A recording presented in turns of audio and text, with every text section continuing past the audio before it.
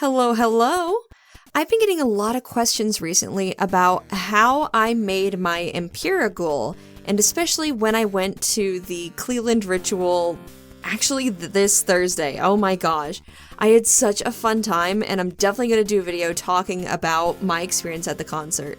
But this video is just about the outfit. So my journey putting this outfit together actually started when one of my ghoul friends shared me a Tumblr post by Genderless Ghoul, and this was posted in like 2023, and it actually goes through like all the parts of the Impera outfits, including Copia's, and it's very detailed. But the one part that I actually took from this for my outfit is actually the exact shirt that they use. It's a punk rave vintage painting shirt, and it's probably the most expensive part of the outfit. When I bought it, it was like $100-ish, but it's at least gone down like $10, but it's still pretty expensive for what it is. And since getting that, I've had to reinforce the wrist buttons because they keep popping off. They have popped off more times than I have seen ghouls be replaced in the lineup. Like, it is insane. And another one actually just popped off my boyfriend's shirt, so I have to fix that. We are using upholstery thread now, which is a lot stronger than the thread that I had before. So definitely use something strong, or just be a better seamstress than me. I think that would just cover you even better. The sleeves are a little long on me, like the floofs on the end of the sleeves like go straight past my fingers, and with as small wrists as I do have, it's not a good fit. It isn't. And I'm no seamstress, so I didn't want to tailor this or pay somebody else to tailor it. So I got sleeve garters, and these help hold up the sleeves so they don't, well, go past my wrists. And actually, my boyfriend showed me this cool trick where he undid his wrist cuff and put the garter around it and then shoved it up past his elbow. And dude, this is life-changing for me. I feel so free and cozy, and I don't feel like my little floofs are gonna get into anything. And especially when you're eating at a convention, oh my gosh, this is a game changer. Next is my vest. This I got off of Amazon. If you look up a double-breasted vest on the website, a lot of different options will come up. And the one that I used has more of a textile on the front, but the back is like that silky smooth sort of fabric.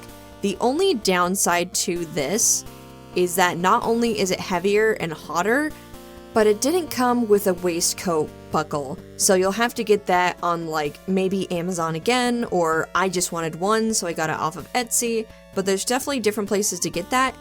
Or you could just go with a different double-breasted vest that actually comes with that buckle.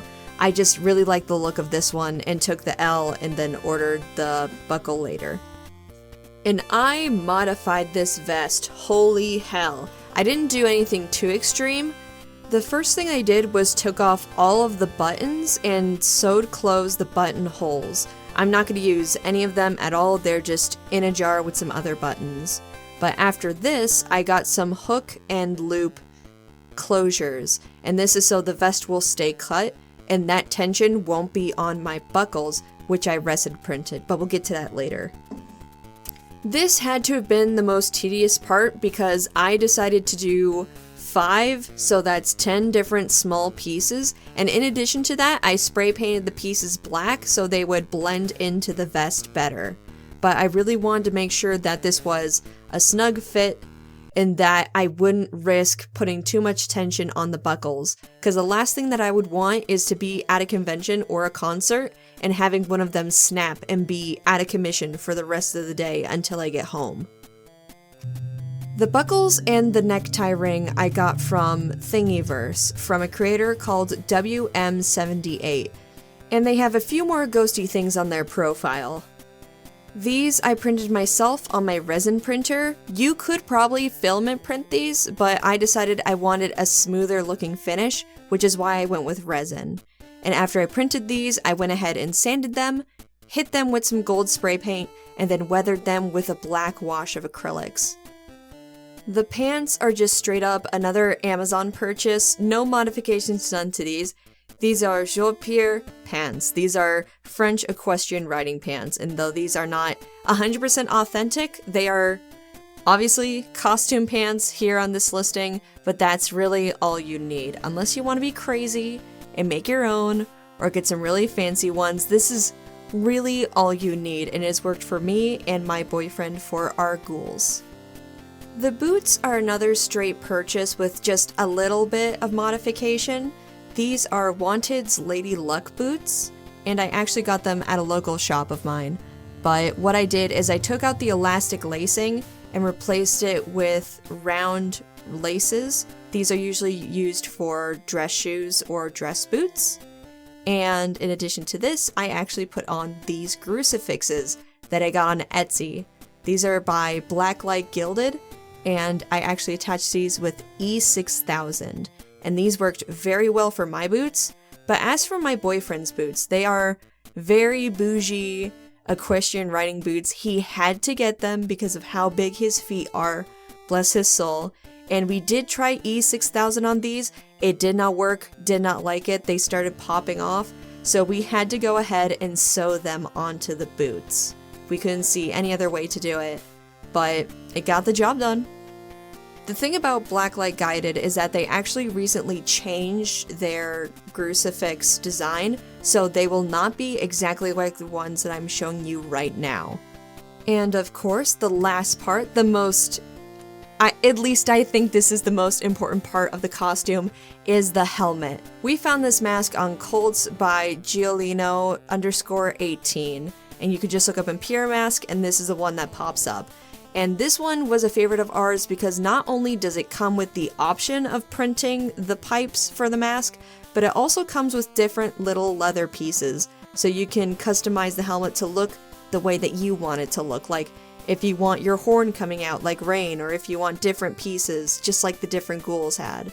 It's really cool that they included that, and I think it just makes the helmet so much better and worth the price of the file. My wonderful boyfriend went ahead and printed these for us.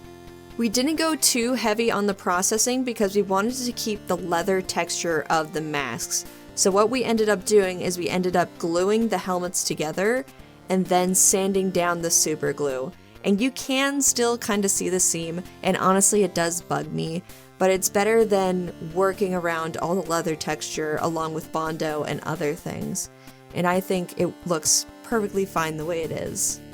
What I did for my post-processing for the paint job is that I hit it with 2 layers of Plasti Dip, and that also reinforces the sort of leather look, and it actually does feel pretty leathery.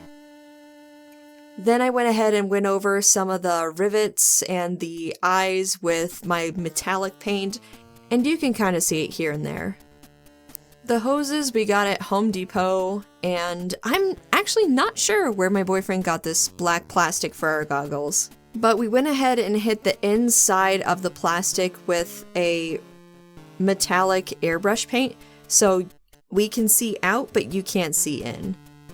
And this is actually the same process that we use on our halo visors. And for the back, I used another round shoelace that I had. The last thing that you will want is probably a balaclava to cover your hair, or if you're just like gonna be taking your helmet on and off all the time and you don't care about your hair showing, a black face mask works just as well. Now we could stop here and call the outfit done, but I have recently gotten into doing my face paint for the ghoul. You don't need a lot for the blackout look. What I use is setting spray. I go with the brand Bowitsky black face paint, along with some black eyeshadow to help set it, and then I use NYX black suede lipstick. Again, you don't have to use exactly what I use whatever you prefer, but I'm just listing what I have. I'm the type of person that's like, oh, if this person in the tutorial likes it, then I'll just go ahead and get it, so that's why I'm just listing it. And of course, I could not forget the iconic Scarecrow fangs. I absolutely love a ghouly look with fangs. And yes, I do talk very funny with them on. And honestly, I need to start taking them off for skits, because like I listen back to it and I'm like, ooh, that was bad. but these are pretty easy to put on. I used the Scarecrow Fangs tutorial by The Art Monster on YouTube. I like their tutorial the most, but the other ones aren't too bad, at least from I've seen, but I feel like theirs is more... I don't know. I've just always gone with them when I've like referenced other people like, hey, here's the fangs, here's the tutorial. And there we go. This is my entire ghoul. The tail I won't get too into because not everyone needs a tail, but those who've been following me for a long time know that this is from my Bad Boy Halo outfit. I hope this video, tutorial, whatever you want to call it, maybe even a walkthrough, helped a few people getting on their journey for becoming another Impera Ghoul, because we all know we could use more. I love Impera, it's gotta be my favorite era. And though the skeleton ghouls have grown on me, I am still an Impera girly at heart. I feel like that is the S tier outfit. Though, from wearing this, I bet you the performers in these outfits hated them and are so happy to just be in bodysuits with vests and face masks again. Look, there was a reason why Swiss kept falling off his stage. I understand now. The amount of times that I've tripped in his mask is too many. But anyways, I hope you all have a wonderful day. If you're going to the tour, enjoy it, have a lot of fun. I know I did, and I will talk to you guys about that later. Bye!